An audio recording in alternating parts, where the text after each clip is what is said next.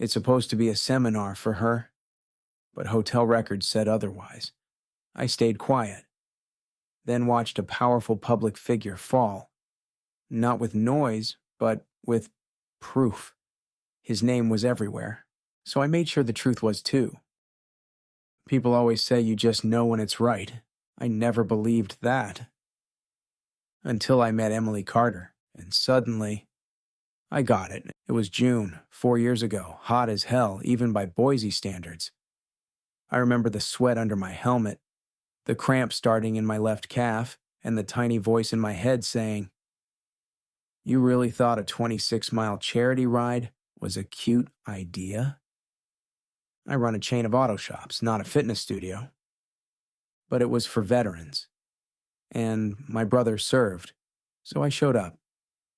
She was handing out bottled water at the mile 11 checkpoint, wearing a blue volunteer t-shirt and a sun-faded hat.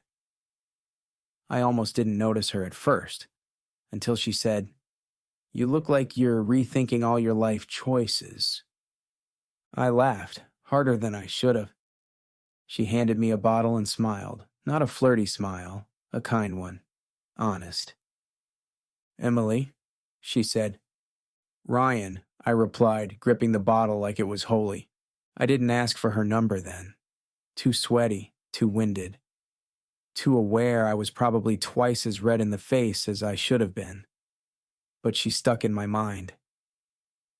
2 weeks later, I saw her again, at a grocery store of all places. She recognized me first. Same easy smile. This time, I asked. Coffee. Nothing fancy. I wore a button-down. She wore a cardigan, even though it was 82 degrees. We talked for hours. Teaching, engines, her favorite poetry, my weird obsession with vintage motorcycles. She laughed at my jokes. Genuinely.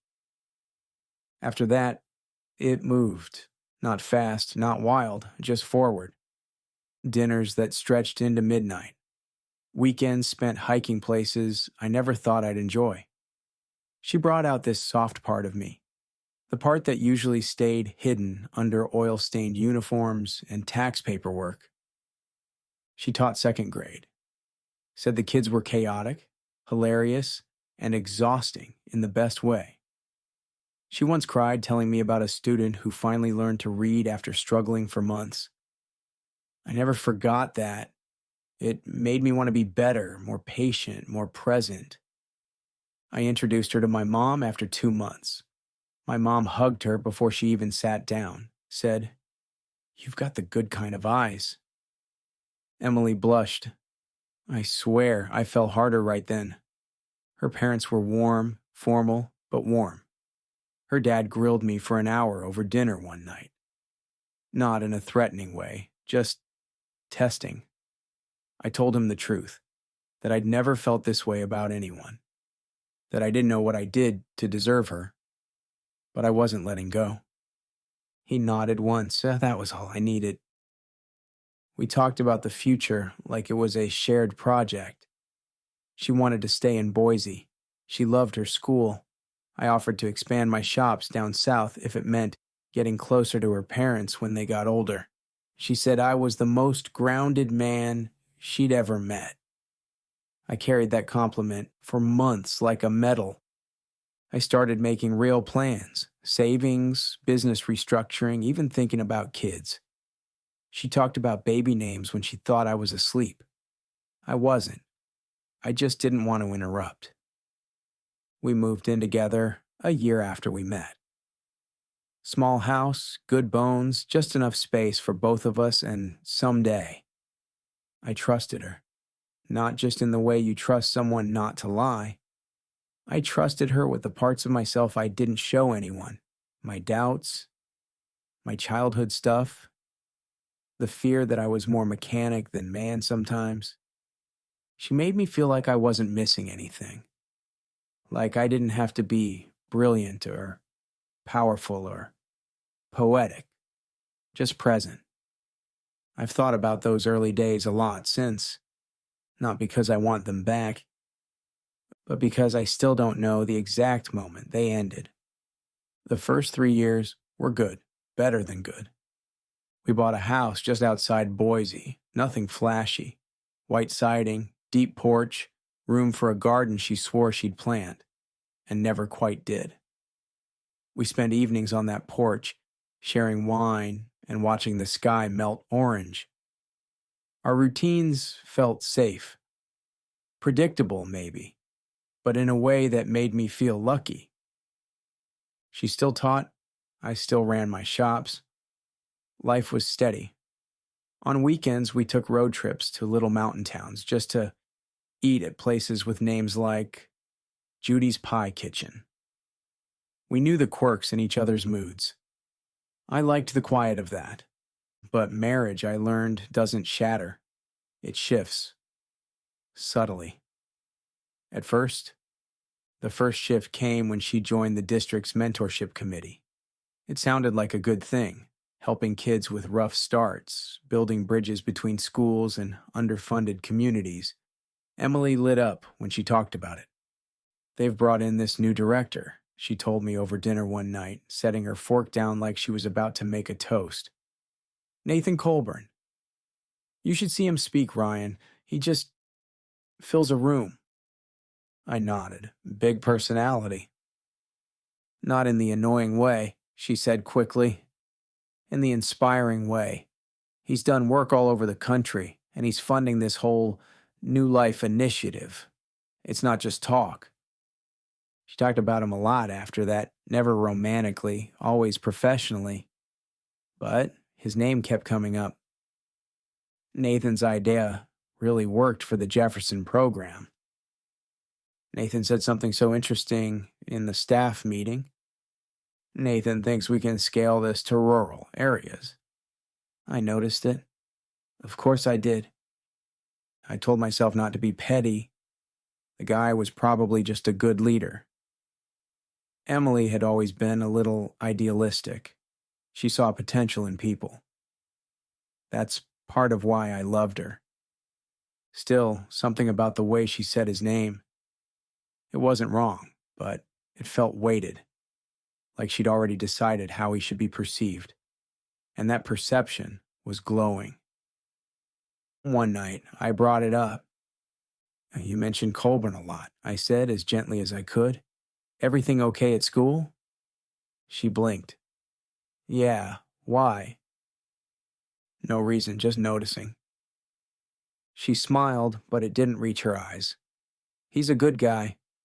He's doing a lot of good. I'm sure. And I meant it, mostly, but after that the distance started. It wasn't dramatic, just a few extra nights working late. A few mornings where she left before I was up. Phone calls she took outside.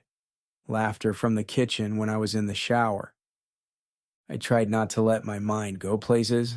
I reminded myself she was trustworthy. That we'd built this thing from the ground up. That people change rhythms. It's normal. But it's also normal to notice when someone stops asking about your day. We'd lie in bed at night and she'd scroll through her phone. I'd reach for her hand and sometimes she wouldn't reach back. Not out of malice. Just a new kind of silence. I asked if she was stressed. She said no. I offered to cook more. She said that wasn't the problem. Is there a problem? I asked once, half laughing. She didn't laugh back. I'm just tired, Ryan. I believed her, but not completely. Not anymore. In late September, I suggested a weekend away. I found this cabin up in McCall, 2 hours out, tucked near the lake. We'd been there once, early in our marriage. I remembered how she laughed when we tried to cook over a fire pit and nearly set a marshmallow bag on fire. I wanted to bring that back, even just for a night. She hesitated when I told her. September 22nd? She asked, checking her phone. I can't. That's the New Life seminar weekend. It's required for all regional leads. I tried to hide the disappointment. Couldn't you skip one? It's not just a seminar, she said quickly. It's strategy, training. Nathan's flying in special. It's important. I nodded. Right, of course. She smiled like she was relieved I didn't argue. And just like that, the conversation moved on. But something stayed with me. That night, after she fell asleep beside me, phone face down again, I opened my laptop and went to the school district's staff calendar. There was no seminar listed, no regional initiative, not even a note about a scheduling conflict. I stared at the screen for a long time. Part of me wanted to close the tab and pretend I hadn't looked. Another part scrolled further, just in case I'd missed it. Still nothing. 2 days later, I ran into Glenn Harwood, an old acquaintance from high school who now worked in district HR. We were both grabbing lunch at a gas station diner just off the 84. Emily's doing great work with that New Life program, he said over fries. We've been hearing a lot about their expansion model. I nodded, trying to stay casual. Yeah, she mentioned something about a seminar coming up. Big event. He gave me a look. Oh, one of Nathan's things? Yeah, Glenn smirked. Man loves a retreat. He books those hotel workshops in Twin Falls every few months. Half the time it's just team building with wine and buzzwords. Twin Falls? He nodded, dipping his fries. Yep, fancy stuff, and not always just the official team either, if you catch my drift. I didn't ask what he meant. I didn't want to know. Not yet. I drove back to the shop in silence. My hands tight on the wheel, mind bouncing between hope and dread. She could be telling the truth, and maybe she'd forgotten to mention it wasn't district-sponsored. Maybe it was short notice. Maybe Glenn was exaggerating. Maybe. But my stomach knew better. You can't measure betrayal all at once. It shows up like frost, invisible until everything starts to crack under your feet. That night, I didn't confront her. I made dinner. She said thanks but barely ate. Said she was distracted, too much going on. She went upstairs early, took a bath, locked the door. I sat in the garage staring at a half-finished engine rebuild I hadn't touched in weeks. My tools looked cleaner than they should have, like I'd stopped being useful. It wasn't just about another man. It was about the erosion of something I thought was solid. So I called a number I never thought I'd save. Jamie Reeves. Private investigator, retired cop, quiet reputation. I didn't tell him everything, just enough. He asked me 3 questions. Do you want to know everything? Can you handle it if it's worse than you think? And do you want this on paper or just in your head? I said, on paper. He said, give me a week. And suddenly, I wasn't just a husband anymore. I was a man preparing to learn the one truth he hoped to be wrong about. Jamie Reeves called me on a Tuesday. Said he had what I asked for. Said we should meet in person. We sat in the back corner of a diner just off Eagle Road, the kind of place where no one looks too long at anyone else. He slid the folder across the table without a word, then sipped his coffee like he just handed me my tax return. Inside, printed screenshots, timestamps, stills from motel security cams. Same location, different nights, same man. Nathan Colburn. There was one of them in the parking lot, him leaning across her open car door. Another at the check-in desk, her laughing, sunglasses tucked into her hair. One of them leaving 2 hours later, separately, 15 minutes apart. He'd tracked 4 separate meetings like that. Then came the audio. Jamie had cleaned it up, labeled the files. One was from a hallway mic, maybe a phone call. Her voice, unmistakably hers. It's like I wake up when I'm with you. I've never felt this alive. My hands went cold. There were messages, too. Not pornographic. That would have been easier, and they were worse. I feel more sane in 10 minutes with you than I have in years at home. He's not cruel, just not awake. I wish I could freeze this version of me and stay here forever. I stopped reading. I didn't ask Jamie any questions. What else was there to say? He slid the coffee toward me, untouched. You okay? I didn't answer right away. Finally, I said, not sure yet. I drove home slower than usual, didn't turn on the radio, didn't call anyone. The weight of those papers sat on the passenger seat like a second body. Emily wasn't home, out late again. Staff dinner, she'd said. The house was quiet, the kids at my sister's for the night. I stood in the living room holding the folder and realized I didn't know where to put it. It didn't belong in a drawer. It didn't belong in a fire. It was proof of something I hadn't wanted to confirm. Something I'd hoped was just paranoia wearing guilt as armor. I didn't confront her. I didn't storm into her world with pages in hand. I sat with it, alone. The next day I went to see my dad. He was in his workshop behind the old farmhouse, sanding down a chair that'd been broken since 2003. My brother Luke showed up a few minutes later. Jamie must have called him, or maybe I just sounded wrong when I asked for coffee. They didn't ask for details. I said, it's real. They nodded. I said, it's worse than I thought. Dad said, it usually is. I stood there, 36 years old, with more assets than I'd ever dreamed of. 2 kids I adored, a business that paid for their future. And I felt like I was 10 years old again, watching a storm build and realizing I had no roof to hide under. She said she's never felt more alive, I whispered. Not to me, to him. Luke looked away. Dad put a hand on my shoulder but said nothing.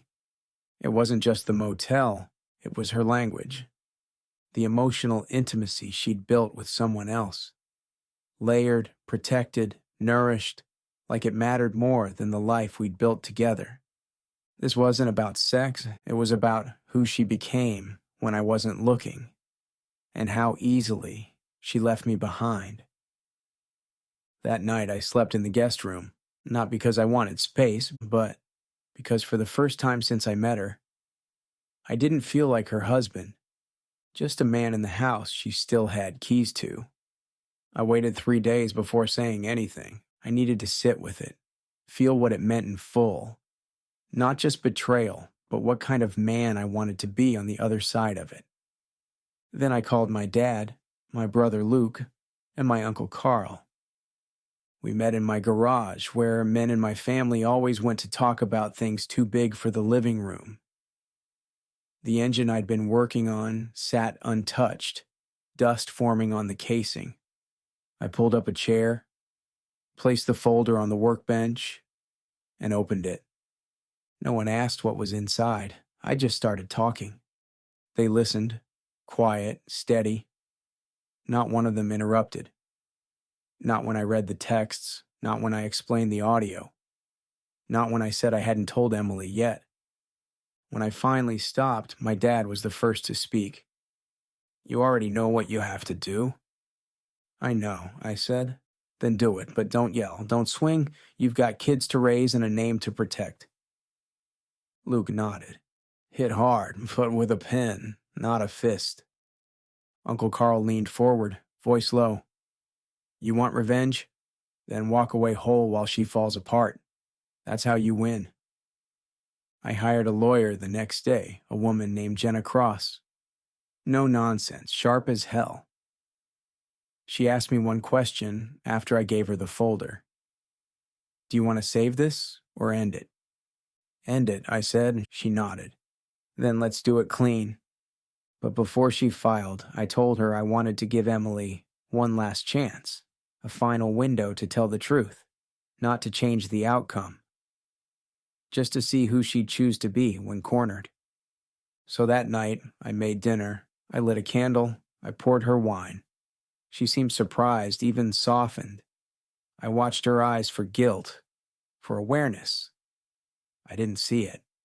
Over the meal, I said, I know about Twin Falls. She froze, slowly put her fork down. I know about the hotel, I know about the texts, I know everything. She didn't speak at first, then, quietly. It wasn't what you think. My stomach tightened. "He pressured me," she said. "Nathan, he made things complicated. At first I didn't know how to say no." "Emily," I said, "don't lie to me with tears in your eyes." She started crying, full now. "Real, maybe. I was lost. I didn't plan any of it. I didn't mean to hurt you." "I believe that," I said. "You never meant to, but you did it anyway." "I still love you," she whispered. "I don't think you even love yourself right now." I got up, walked to the drawer by the fridge, and pulled out the envelope Jenna had given me. Thick, official. I laid it in front of her. "Divorce papers," I said. She stared at it like it was a gun. "I'm not angry anymore," I said, "but I won't let you break me open and pretend we can tape it back together." She tried to speak, some mix of plea and panic, but I walked away. Went upstairs, closed the door. The next morning, she was still on the couch, eyes red, hair tangled, the envelope unopened. I didn't say anything. I just packed the kids' lunches and drove them to school. Because this was no longer her story to narrate. It was mine. Divorce was just the beginning. I didn't go looking for a war with Nathan Colburn. But when someone builds a reputation on lies and takes people down with him, silence becomes complicity. One of Emily's former co-workers reached out a week after the papers were served. Her name was Claire Dawson, a program assistant who used to help organize travel for New Life events. She'd heard about the divorce. She asked if what people were saying about Emily and Nathan was true. I didn't answer directly. I just asked, "Why are you asking?" She hesitated, then said, "Because I'm not the only one he crossed the line with." 2 days later, she sent me an encrypted audio file. Her voice, nervous, measured, describing a night in Twin Falls when Nathan suggested she stay behind after the team dinner. He'd booked her a separate room, showed up at her door, didn't touch her, just stood too close, asked too many questions, told her he could see real promise in her leadership. She left the foundation 2 weeks later. There were more, stories from interns, contract staff, even one from a woman who'd gone through the youth mentorship program and later joined the admin team.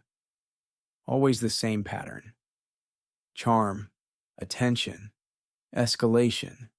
Never enough to land him in court. Just enough to make them leave, quietly, ashamed, second-guessing themselves. I contacted Sandra Ellison, a journalist at KTVB I knew from back in high school. She'd built a reputation for digging into the things Boise doesn't want to talk about. I gave her everything, the recordings, the testimonies, the names of people willing to speak. Off the record at first, then on. She didn't blink. 3 weeks later, her first piece ran, "The Cost of Inspiration, Whispers Behind the New Life Initiative." Then came the radio interview. Claire went live. The station blurred her name, but her voice shook with truth. Social media caught it fast. New Life Unmasked. Colburn exposed, not your mentor. Sponsors pulled funding within days. The foundation issued a PR statement calling the claims deeply concerning. By the end of the month, Nathan Colburn resigned to focus on family. Irony. A week later, I read in Idaho Statesman that his wife had filed for divorce. As for Emily, she vanished, not literally, but socially. She took leave from school, deleted her Facebook. Her friends, the same ones who used to host wine nights and tag her in brunch photos, stopped calling. Some texted me. One said, "I don't know how we didn't see it." I didn't answer. People called what I did brave. Some called it vengeful. Both were wrong. I didn't burn Colburn's empire. I just stopped helping cover the smoke. But I'll be honest, it didn't feel like a win. The morning the story went national, I sat alone in my kitchen, toast untouched, watching Layla pour cereal like nothing had changed. Because for her, nothing had. And for me, Everything had. I started therapy that same month, quietly. No one's business but mine. My therapist, a soft-spoken woman named Jana, asked what I wanted. I said, to stop feeling like I traded my marriage for a headline. She nodded, said, justice can still leave grief. And it did. I had custody, I had the house, I had the business, but something inside me had been cauterized, clean, efficient, and numb. Because truth doesn't always set you free. Sometimes it just gives you a better cell to live in. 8 months after the divorce was finalized, I packed what I cared about into the back of my truck and headed south. Flagstaff, Arizona, not because it was dramatic or symbolic, just because I'd driven through it once years ago and remembered liking the smell of the pines. It felt far enough from Boise to breathe, close enough to still be reachable for Layla and James on school breaks. I opened a new branch of the shop with a partner I trusted, smaller than what I ran before, but tighter, cleaner. We built it from the studs up, painted it ourselves, even picked the music that plays on loop in the customer lounge. Country on Mondays, classic rock by Friday. I ride a bike most days now, Black Indian Scout, low and quiet. I take the long way to work. No meetings, no inbox avalanche. Just cool air and desert skyline. The kids come down every other month. We hike, we watch old movies. I let James help with engine work even when he slows me down. I sit next to Layla on the couch while she shows me dance videos she knows I don't understand. I don't parent from distance anymore. I show up, even if it's only part-time now. I cook more, not better, but more. I burn less toast than I used to. The house I rented is small, with creaky floorboards and too much light in the mornings. But I like it. It's quiet. My kind of quiet. No more doors closing behind me without warning. No more waiting to be needed. One Tuesday in March, I got a letter in the mail. Handwritten. No return address, but I knew the handwriting before I opened it. Emily. It wasn't dramatic, just a page and a half of looping sentences, half crossed out and rewritten. She said she was sorry, that she'd destroyed something rare, that she missed who we were when it was simple, that she hoped I was okay. She didn't ask for anything, not forgiveness, not a reply, just to be heard one last time. I read it twice, folded it back up, put it in a drawer, not because I was angry, but because it didn't need anything from me. Some people think closure comes with a door slamming shut. Mine came with nothing, no noise. Just a slow fade into distance, like the smell of a fire after the smoke clears. Some mornings I still think about how it all happened. Not with regret, just a curiosity. Like turning over a scar you don't remember getting, wondering how deep it went. But I'm not bitter. I'm not broken. I'm not waiting for something to come back. I drink my coffee hot now. I don't rush. I don't fix what doesn't ask to be fixed. And when the sun dips behind the trees outside my garage and the metal cools in my hands, I feel, finally, at peace. Not happy in the way movies promise, but free. And that's more than enough.